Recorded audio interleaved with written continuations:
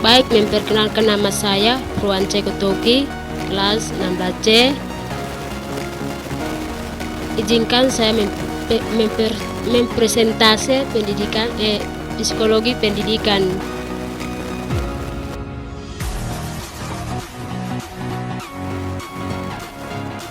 Bab 1, konsep dasar psikologi pendidikan.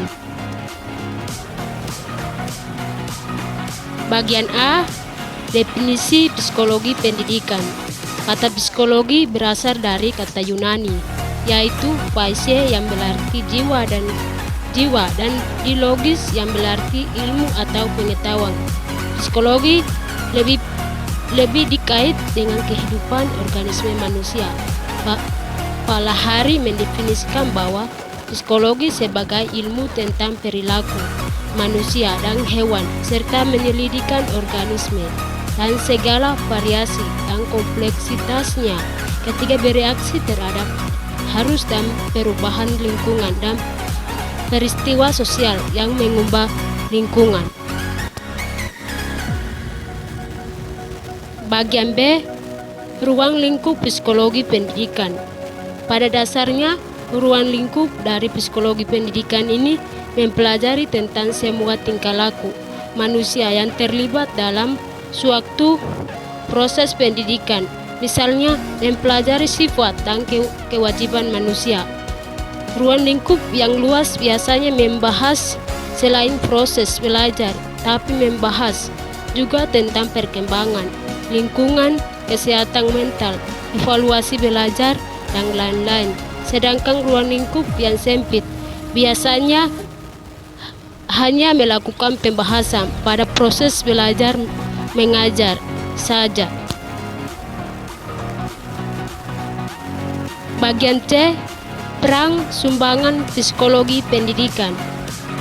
Peran psikologi terhadap kurikulum pendidikan. Peran kompetensi bertujuan untuk mengembangkan kemampuan pada keterampilan, pengetahuan, dan refleks dalam berpikir dan bertindak.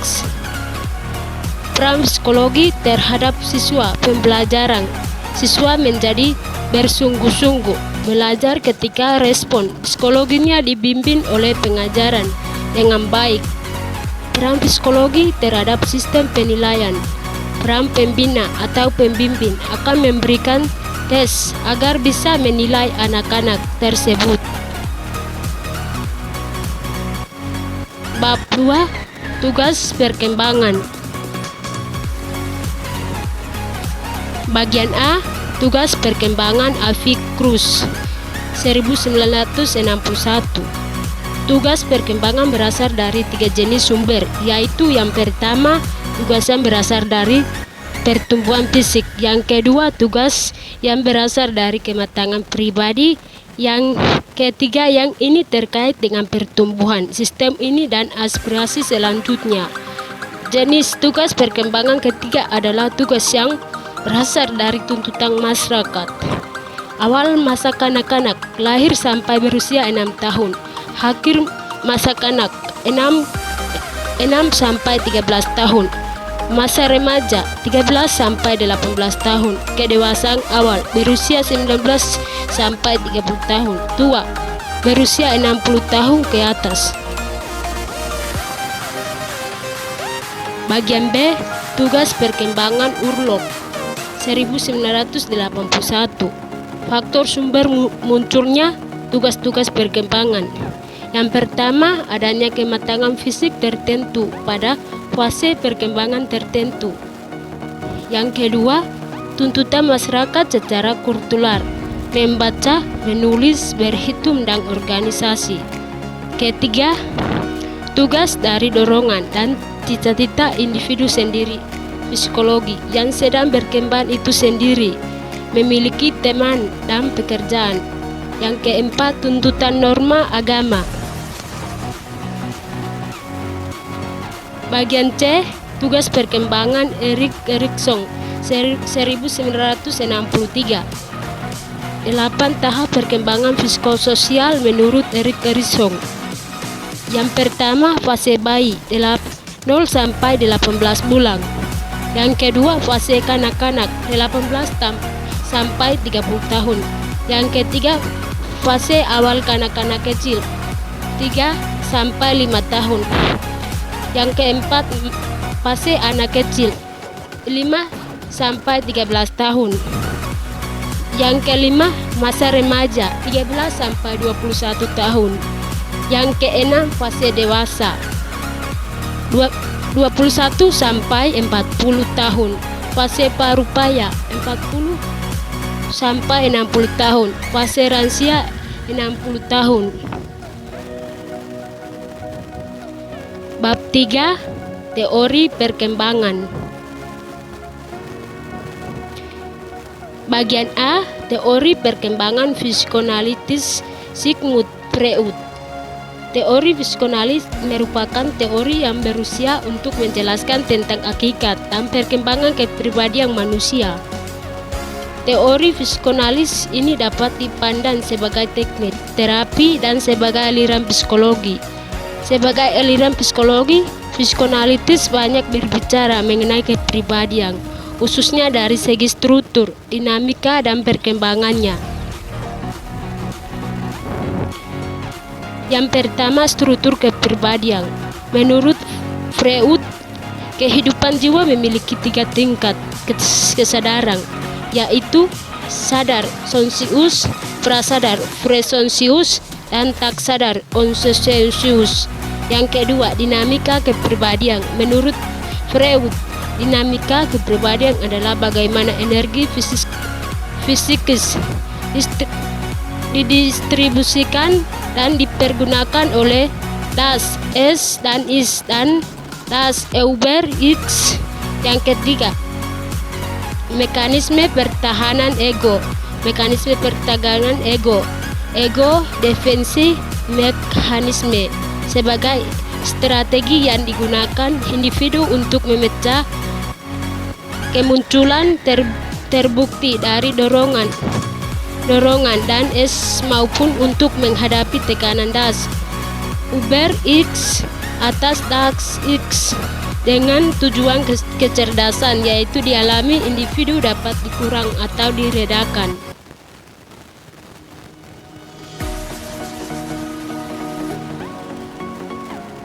Bagian C, teori perkembangan kognitif Jean Piaget. Piaget mengemukakan penjelasan struktur kognitif tentang bagaimana anak mengembangkan konsep dunia di sekitar mereka. Menurut Piaget, anak dilahirkan dengan beberapa skemata sensori motor yang memberi kerangka bagi interaksi awal anak dengan lingkungan. Yang pertama, bagian B punya pertama, struktur, yaitu Piaget terdapat bahwa ada 2 fungsional antara tindakan fisik dan tindakan mental dan perkembangan berpikir logis anak-anak. Yang kedua, isi, yaitu pada 1920 sampai 1930 perhatian Jeans beralih kepada perubahan konsepsi anak tentang alam sekitarnya, yaitu pohon-pohon, matahari, bulan, dan konsepsi tentang beberapa peristiwa alam. Yang ketiga, fungsi organisme, yaitu untuk mensistematika proses fisik atau psikologi menjadi sistem yang teratur dan berhubungan atau berstruktur. Fungsi adaptasi, yaitu asimilasi, ialah pengetahuan, pengintegrasian informasi, persepsi, konsep dan pengalaman baru ke dalam yang sudah ada dalam benak seseorang. Akomodasi ialah individu mengubah dirinya agar bersesuaian dengan apa yang diterima dari lingkungannya. Bagian C, teori perkembangan belajar perilaku atau sosial B.F. Skinner. Menurut B.F. Skinner yang merupakan pakar behavioris ternama, perkembangan merupakan perilaku yang dapat diamati serta ditentukan oleh hadiah atau hukuman yang didapatkan dari lingkungan. Paradigma perilaku sosial. Fakta sosial. Menurut paradigma ini, fakta sosial menjadi pusat perhatian penyelidikan dalam sosiologi. Durkheim mengatakan bahwa faktor sosial itu dianggap sebagai barang sesuatu yang berbeda dengan ide atau gagasan. Definisi sosial. Bagaimana memahami tindakan sosial antar hubungan sosial, di mana tindakan yang penuh arti itu ditafsirkan untuk sampai pada penjelasan kausa. Bagian D. Teori perkembangan Erik Erikson. Erikson menyebut bahwa motivasi utama manusia bersifat sosial dan mencerminkan suatu keinginan untuk berhubungan dengan orang lain. Freud dan Erikson membagi perkembangan ke dalam beberapa tahapan yang terjadi secara berkesinambungan pada teori. Erikson lebih menekankan pada perkembangan emosional manusia yang terdiri dari beberapa kriteria sebagai berikut.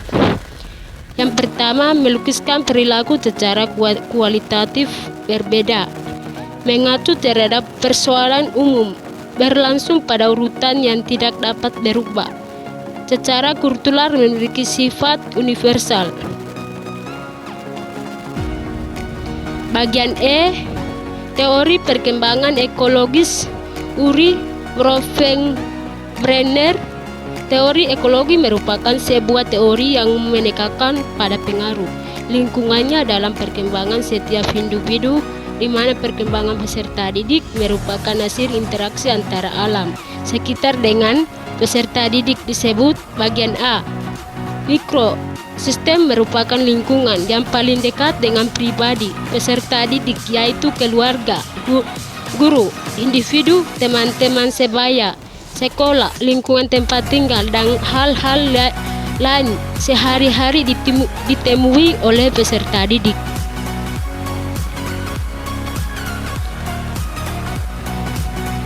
Bagian B. Mesosistem mencakup interaksi di antara sistem, di mana masalah yang terjadi dalam sebuah mikrosistem akan berpengaruh pada kondisi mikrosistem yang lain. Ekosistem adalah bagian C. Ekosistem adalah sistem sosial yang lebih besar di mana anak tidak terlibat interaksi secara langsung, akan tetapi dapat berpengaruh terhadap perkembangan karakter anak. Bagian D. Makrosistem berpengaruh pada keseluruhan interaksi di semua lapisan. Bagian E. Kronisistem mencakup pengaruh lingkungan dari waktu ke waktu beserta caranya mempengaruhi perkembangan dan perilaku. Bab 4. Perbedaan individu.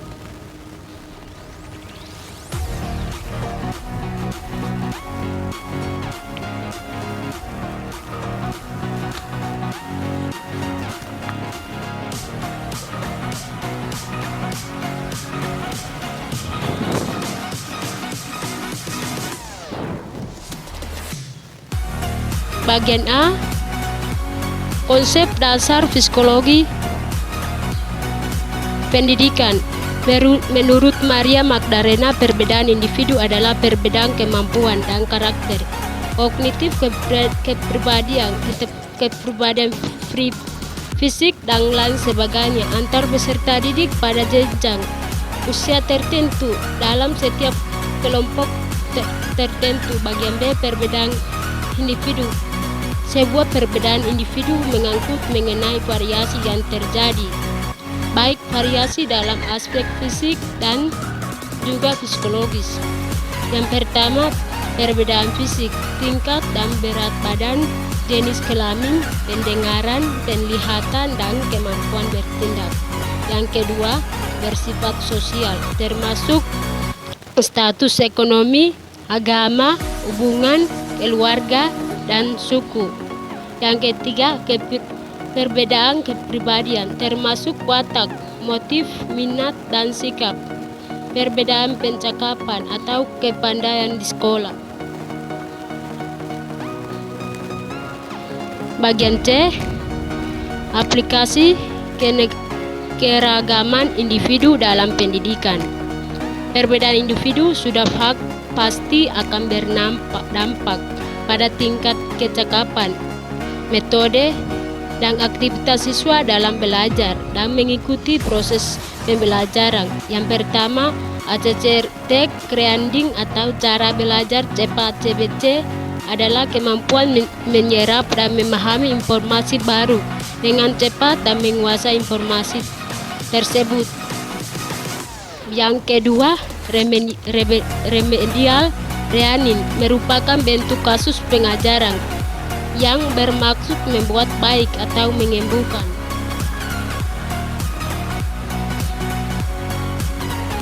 Bab 5. Belajar dan pembelajaran. Bagian A, hakikat belajar dan pembelajaran. Yang pertama, hakikat belajar dan pembelajaran. Belajar adalah sebuah proses yang dilakukan oleh individu untuk memperoleh sebuah perubahan tingkah laku yang menetap, baik yang dapat diamati maupun yang tidak dapat diamati secara langsung, yang terjadi sebagai suatu hal, latihan atau pengalaman dalam interaksinya dengan lingkungan. Pembelajaran dapat dimaknai sebagai suatu kegiatan yang dilakukan oleh guru sedemikian rupa sehingga tingkah laku peserta didik berubah ke arah yang lebih baik. Bagian B, faktor-faktor yang mempengaruhi belajar. Mubi Bing Siaya 2006 144 mengelompokkan faktor-faktor yang mempengaruhi proses belajar dalam 3 bagian, yaitu yang pertama faktor internal, faktor dari dalam siswa, yakni keadaan atau kondisi jasmani dan rohani siswa. Yang kedua, proses eksternal, faktor dari luar siswa, yaitu kondisi lingkungan di sekitar siswa. Yang ketiga, siswa pendekatan belajar, approach learning, yakni jenis upaya belajar siswa yang meliputi strategi dan metode yang digunakan untuk melakukan kegiatan pembelajari materi-materi pembelajaran. Bagian C, teori-teori belajar dan aplikasinya dalam pendidikan. Teori behaviorisme, teoretike Freud Skinner. Bagian A, teori behaviorisme teoretike. Menurut teoretike, belajar adalah proses interaksi antara stimulus dan respon, dan dasar belajar itu ialah asosiasi antara kesan panca indera sense impresionaon dengan impuls untuk bertindak. Bagian B, teori behaviorisme Pavlov. Pavlov ternyata individu dapat dikendalikan melalui cara pengganti stimulus alam dengan stimulus yang dapat untuk mendapatkan pengulangan respon yang diinginkan, sementara individu tidak menyadari bahwa ia dikendalikan oleh stimulus yang berasal dari luar dirinya. Bagian C, teori behaviorisme Skinner. Teori ini menekankan bahwa tingkah laku yang ditunjukkan seseorang merupakan akibat dari interaksi antara stimulus dengan respon melalui interaksi dengan lingkungannya, yaitu kemudian menimbulkan perubahan tingkah laku tidaklah sederhana yang dikemukakan oleh tokoh-tokoh sebelumnya. Bab 6. Evaluasi hasil belajar. Bagian A, konsep evaluasi belajar. Konsep mencakup aspek kualitatif dan aspek kuantitatif. Selain evaluasi, terdapat juga istilah penilaian, pengukuran, dan teks. Yang pertama, pengukuran adalah suatu kegiatan yang dilakukan untuk mengukur sesuatu. Pengukuran tersebut bersifat kuantitatif. Penilaian berarti menilai sesuatu, sedangkan menilai adalah sehat atau sakit, pandai atau bodoh. Jadi penilaian sifatnya kualitatif. Teks adalah didefinisikan sebagai suatu teks atau serangkaian tugas yang diberikan kepada individu atau sekelompok individu dengan tujuan untuk membandingkan kecakapan mereka satu dengan yang lain. Jadi teks adalah bersifat kognitif. Bagian B, sifat evaluasi hasil belajar. Demikian aktivitas dengan hal-hal yang bersifat afra seperti sikap, minat, bakat, kepandaian, dan kemampuan-kemampuan nilai untuk mengetahui, mengungkap, atau menilai. Hal-hal tersebut harus menggunakan instrumen yang sesuai dengan hal yang akan diungkap, karena penilaian pendidikan banyak berkaitan dengan hal-hal yang abstrak. Maka penilaian pendidikan bersifat yang pertama, tidak langsung, indirect, untuk mengetahui kemampuan seorang siswa, karena dalam evaluasi harus melalui prosedur atau aturan atau proses yang menggunakan latar yang relevan. Maka evaluasi bersifat tidak langsung, indirect. Yang kedua, kuantitatif berkaitan dengan penilaian yang bersifat afrad. Misalnya kemampuan berbahasa, kemampuan matematika, sikap, bakat, inteligensi, dan sebagainya. Karena hal yang abstrak tersebut selalu. Yang ketiga, relatif, artinya setiap mengadakan penilaian kemungkinan terjadi adanya perubahan, atau dengan kata lain, penilaian tidak selalu sama atau tetap dari satu waktu ke waktu lain. Yang keempat, menggunakan unit-unit yang tetap, artinya dalam mengungkap atau mengukur sesuatu objek akan selalu menggunakan satuan ukuran tertentu sesuai dengan objek yang diukur atau dinilai. Bagian C,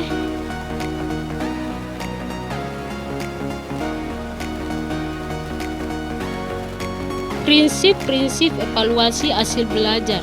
Tujuan dilakukan evaluasi pembelajaran yaitu untuk menciptakan kegiatan belajar mengajar yang lebih baik untuk kedepannya untuk mendapatkan hasil evaluasi yaitu akurat yang baik. Prinsip umum evaluasi pembelajaran yaitu yang pertama, kontinuitas berkelanjutan. Dengan melakukan evaluasi secara kontinu, guru juga dapat melihat perkembangan peserta didik dengan melihat kemajuan hasil belajarnya. Yang kedua, komprehensif, artinya evaluasi harus dilakukan secara menyeluruh untuk menilai beberapa aspek di dalamnya seperti aspek afektif, kognitif, dan psikomotorik peserta didik.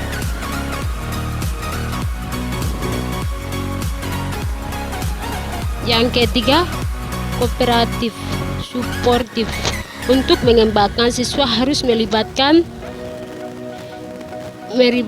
siswa itu sendiri. Hal ini bertujuan agar seluruh elemen yang terlibat dalam evaluasi langsung atau mengikuti kerjasama yang dilakukan. Yang empat, objek adil. Jika seorang siswa belum mendapatkan nilai yang baik, guru harus memotivasi siswa dapat memberi penilaian secara objektif. Jika tidak fair, sehingga hasil evaluasi kurang tepat. Yang kelima, praktis kemudahan. Tidak memakan biaya waktu dan tenaga yang banyak. Hal ini bertujuan untuk memberikan kemudahan pada guru dalam mengusung instrumen.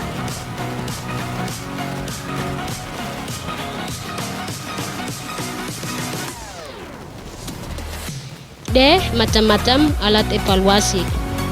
Alat evaluasi yang digunakan meliputi alat ukur, beserta kunci jawaban dan pedoman pengkurangnya. Alat evaluasi yang paling banyak digunakan adalah TEKS. Pemberian nilai terhadap skor hasil TEKS. Yang pertama, TEKS merupakan alat ukur yang standar dan objek sehingga dapat digunakan secara meluas untuk mengukur dan membandingkan keadaan psikis atau tingkah laku individu. Yang kedua, teknik non-TEKS. Berbeda dengan teknik tes yang lebih menekankan aspek kognitif. Ada beberapa macam non-TEKS, yaitu pengalaman, observation, wawancara, interview, kuesioner, angket, questionnaire, dan analisis. Dokumen yang bersifat instruktif. Bagian E, fungsi evaluasi hasil belajar. Jaja Ohar mengemukakan bahwa fungsi evaluasi harus belajar dapat ditinjau dari segi peserta didik secara individual dan dari segi program pengajaran. Dari segi peserta didik secara individu, evaluasi berfungsi untuk mengetahui tingkat pencapaian peserta didik dalam suatu proses pembelajaran yang meliputi yang pertama, menetapkan keaktifan pengajaran dan rencana kegiatan. Yang kedua, memberikan basis laporan kemauan peserta didik. Yang ketiga, menetapkan kelulusan. Sedangkan dari segi program pengajaran, evaluasi berfungsi. Yang pertama, memberikan motivasi atau dorongan belajar bagi peserta didik. Yang kedua, mengembangkan kurikulum. Yang ketiga, diagnosis dan remedial pekerjaan peserta didik. Bab 7. Diagnosis kesulitan belajar, DKB.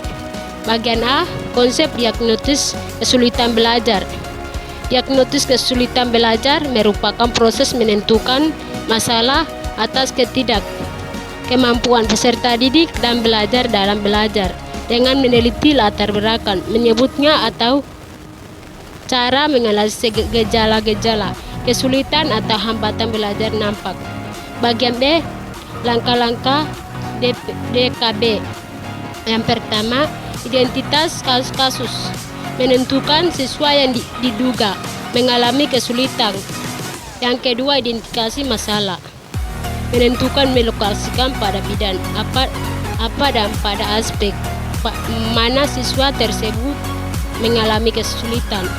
Bagian A, faktor internal, yaitu faktor yang berasal dari siswa itu sendiri.